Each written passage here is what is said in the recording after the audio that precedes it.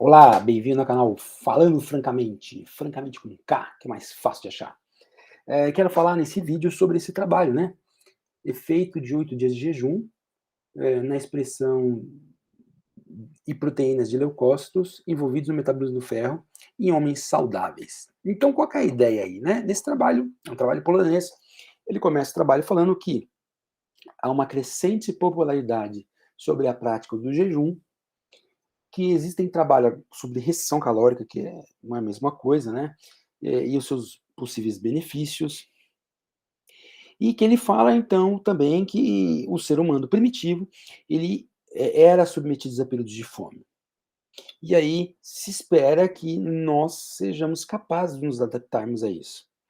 E aí ele fala que o ferro é um elemento que tem múltiplas funções no nosso organismo, então que um jejum que afete, por exemplo, elementos como o ferro, vai complicar toda uma miríade de funções. E aí, ele fala que não existe estudos nos quais essas células são avaliadas, células humanas, são avaliadas, como no caso dos leucócitos. Por que as células humanas e especificamente os leucócitos? Porque ele fala que existem evidências que, da maior parte dos tecidos, os leucócitos são aqueles que mais se adaptam bem a isso, ou seja, provavelmente quando um leucócito acusar que o metabolismo de ferro dele está ruim, é porque os outros tecidos estão bem comprometidos, segundo ele comenta. Então, ele faz lá o primeiro trabalho, e basicamente o que ele vai fazer? Ele vai pedir para que as pessoas façam lá um jejum de 8 dias, e aí testa essas pessoas quanto a proteínas envolvidas no metabolismo do ferro, e também com um teste de esforço máximo, né? Sem o jejum e com o jejum. E já adianto que ele mostra que a capacidade física cai com 8 dias de jejum, tá? Nesse teste de esforço máximo.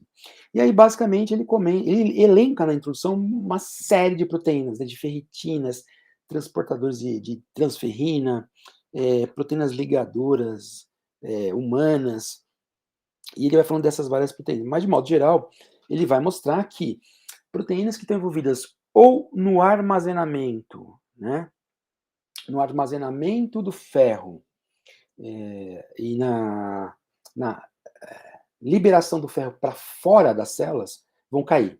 Então, proteínas de estoque, como as ferritinas, e proteínas que vão liberar ferro para outras células, como essas APPs que ele fala, vão cair.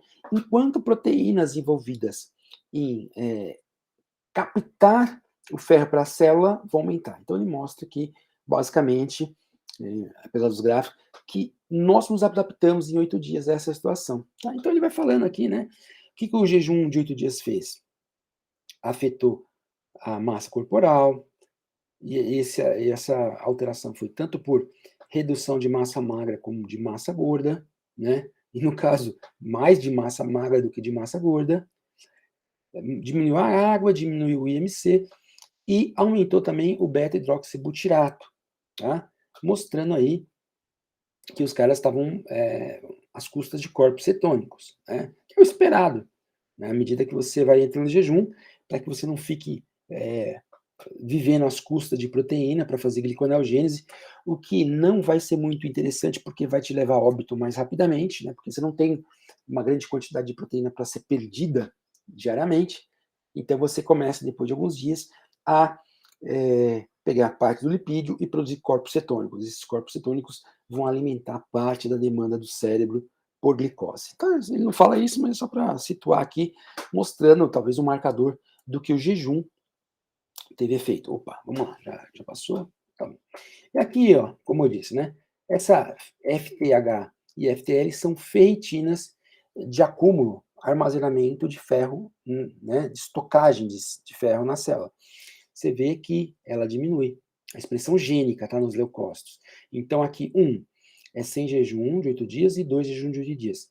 Imediatamente antes do teste, 3 minutos após o teste e 3 horas após o teste, se não me engano. Desculpa. Antes do exercício, imediatamente após e 3 horas após, tá? A mesma coisa aqui, só que em jejum. Então cai essa proteína de estoque. Cai também aqui a proteína, outra proteína de estoque, essa FTL, essa ferritina também cai. Essa APP, que é uma proteína de exportar ferro para fora da célula, também cai. Por outro lado, ele comenta que até esse receptor de transferrina aí está ligado ao aumento da captação celular de ferro. Então, proteínas de estoque, proteínas de exportação de ferro diminui. E como que a célula se adapta? Fazendo o aumento da captação de ferro, por exemplo, por essa proteína aí. Tá? E aí ele fala de outras, né? Todas essas proteínas aqui, PC1B, PC2, né?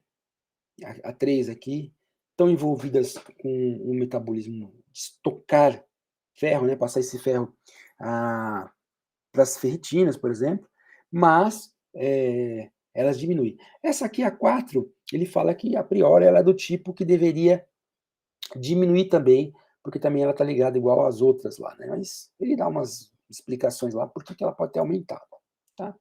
Mas e aí ele mostra a questão do RIF, né? Que fala que geralmente quando você tem jejum, a coisa do ferro, tal, você aumenta o fator de hipóxia 1, RIF, tal, porque isso pode ser um indicador de que os tecidos estão tendo que se adaptar a menor oxigenação, menor perfusão. Pode ter a ver exatamente com essa ideia do ferro estar em menor quantidade, né? Então o RIF está indo ali causar uma forma de se adaptar a isso. Então o RIF aumenta.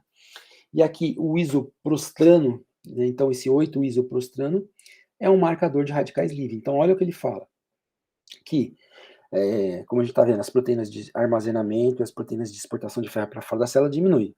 Proteínas de captação aumenta, mas tem alguns efeitos aí, né? Adaptações.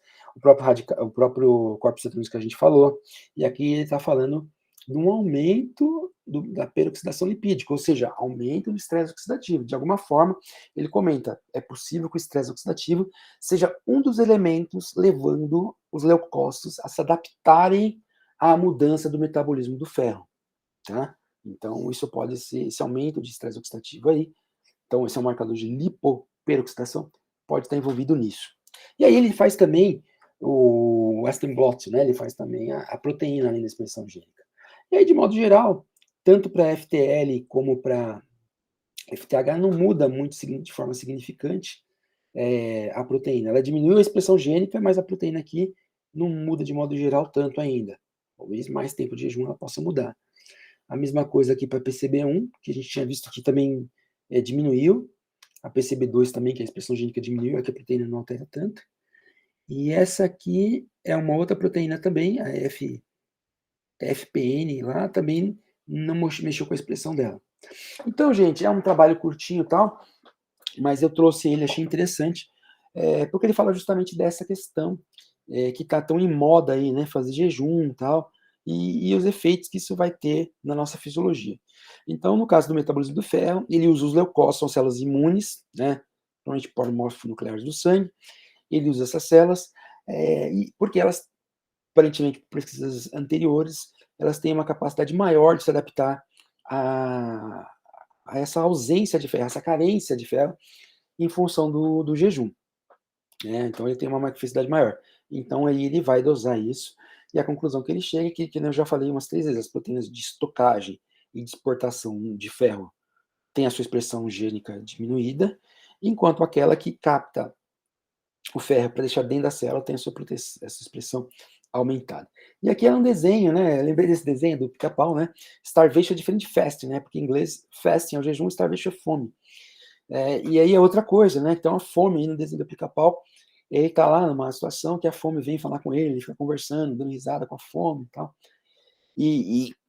Perdão, aí é um efeito mais prolongado. O que vai acontecer?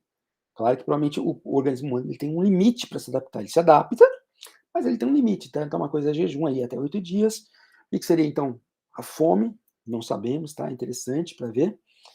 E isso, né? Então é mostrando mais o trabalho aí de como a nossa fisiologia ela é muito interessante, como ela se adapta em termos nutricionais às pressões do ambiente, que no caso aqui foi um jejum. Tá ok? Espero aí que tenha achado interessante. Com o tempo a gente vai entender melhor essa questão. E é isso. Deixe seu like, como eu sempre falo, convide seus amiguinhos, também como eu sempre falo. E se você não está inscrito, se inscreva. Até um próximo vídeo. Um abraço. Tchau, tchau.